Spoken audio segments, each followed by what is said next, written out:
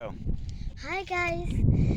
Today we're gonna walk on the road and try to find the cowboy's graveyard. We're at Willisburg Cemetery Yeah. In Willisburg, Kentucky. in Willisburg, Kentucky, and we're going to Carl Etherington's grave. Yeah. Where we will tell you about his story. Yeah.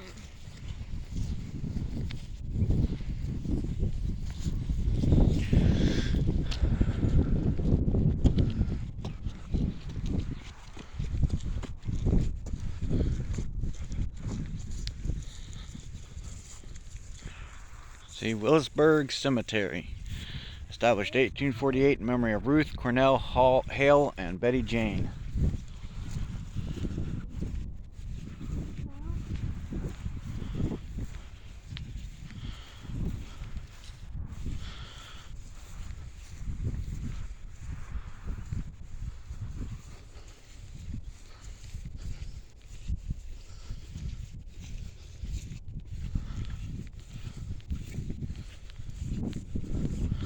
So you go in at the front gate there, and it's back about 8 rows to the left.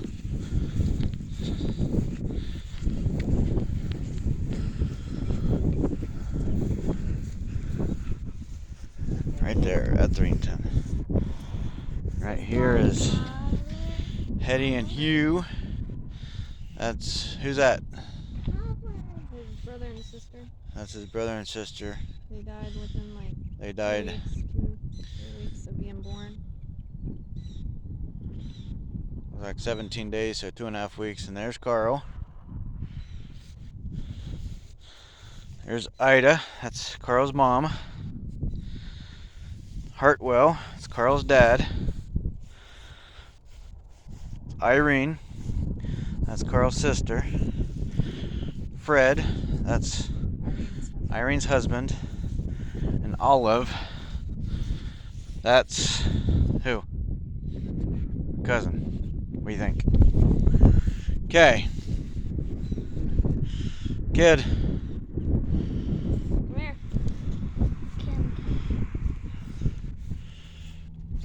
You're telling the story of Carl. But I don't really know much.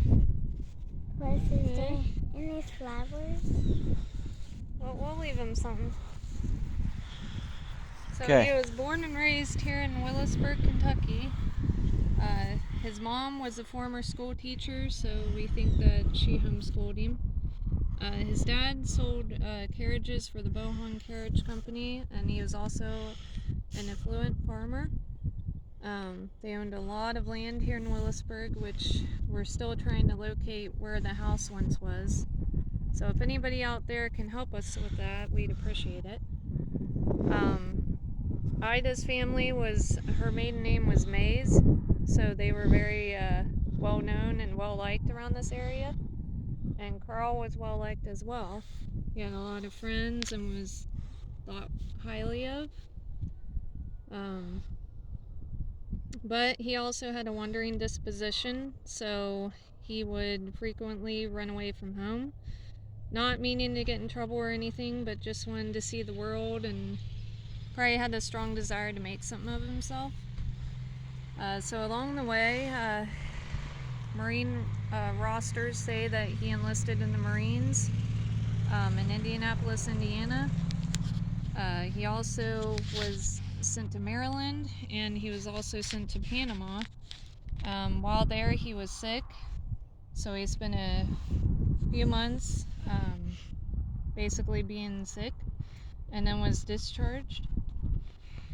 And then he saw an advertisement for a Cleveland detective agency, so he joined that. The pay was good, so that Cleveland detective agency got a job helping to shut down saloons in Newark, Ohio. So about 20 men, including Carl, went to Newark, Ohio on July 8th, 1910, and chaos ensued. Newark was kind of the Sodom and Gomorrah of the day. They had over 54 saloons on the downtown square alone and 10 houses of prostitution. So that can kind of give you a picture of how it was. And now Carl is a ghost and he lives with us. Well, we haven't gotten to that. Let Mommy finish her story. So anyway, the detective agency broke into 3 different groups. They raided Lewis Bolton's place and the Schlegel brothers and Charles Henry's saloon, which is where Carl went. And the townspeople, they kind of rioted against that, and were talking about lynching anybody they could get their hands on. So, in the end, Carl and the other agents made a mad dash out the back door, and they were pursued by the mob. Kid, get over by Carl. William Howard was a former police chief, and he ended up following the crowd, and he actually got a hold of Carl, and during the chaos, it was said that Carl shot him. So, the patrol wagon came as Carl was getting set upon by the other men in the crowd, and William Howard was taken to the sanitarium to try to remove the bullet. So Carl was taken to the Old Licking County Jail, and he was booked for murder eventually because William Howard would perish from his injuries. It was said they kept him there for safekeeping though, but in the register he was booked for murder.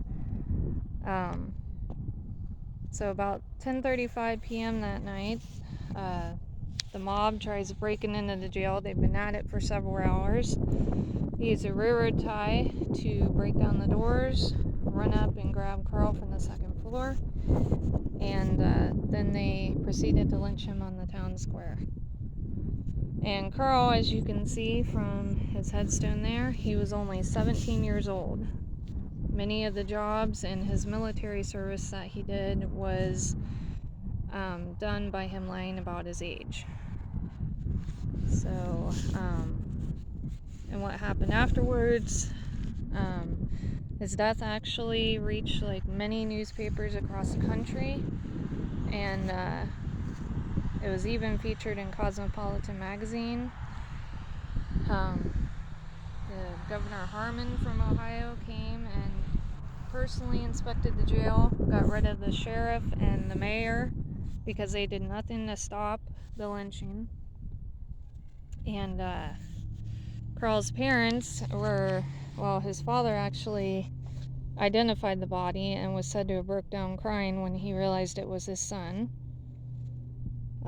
They actually filed suit against the bondsman of the sheriff for $40,000 for wrongful death, and they ended up, it was about a year or two later, only getting about $3,000. So basically they probably figured no amount of money was going to bring their son back. So it's very sad. And about 2 years to the date of Carl's death, his father Hartwell actually was said to have committed suicide. He was so despondent over his son's death that it was said after the funeral in Willisburg that had about 3,000 people in this town attended. They had banks shut down, all out of respect for Carl.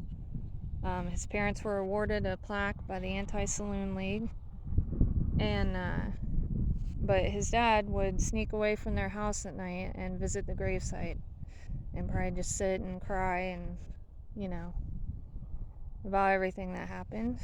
So, you know, Ida, being a, you know, single mom now, she ended up having to sell off possessions one by one, and then it ended up that she and her daughter Irene moved to Cincinnati and lived. Ida lived until 1953, and Irene passed in 1992. And as you can see, the family buried them here. All right, anything else you want to say about Carl? Okay, so now couple had a happily, me and Mommy had a nice start there, but couple went through a lot of dangerous stuff.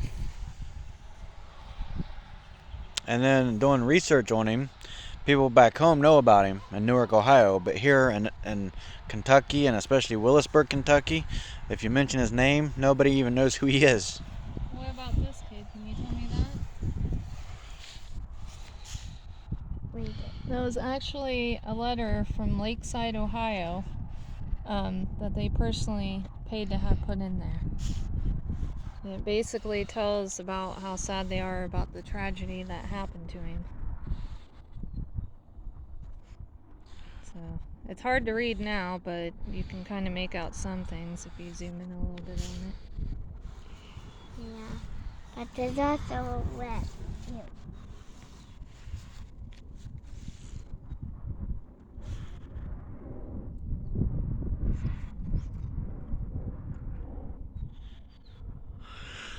Okay, is that it? Yeah. Bye guys, have the life every Hold time. on, let me Peace. see if I had the picture real quick. Hold on, she's getting the picture. And you forgot to say like and subscribe. And also like and subscribe. Say, if you subscribe to us, we will subscribe to you. Alright, I'm gonna. If you subscribe to us, we'll subscribe to you guys. Alright, now is a picture of Carl. Let me see.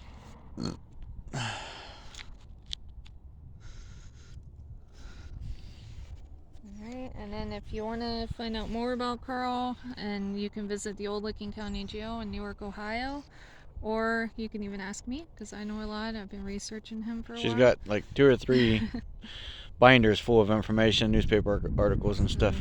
I'm just not good at doing stuff. Alright, on here the kid. spot. Come and tell them, like and subscribe, and Like and subscribe and have the life every time. Peace.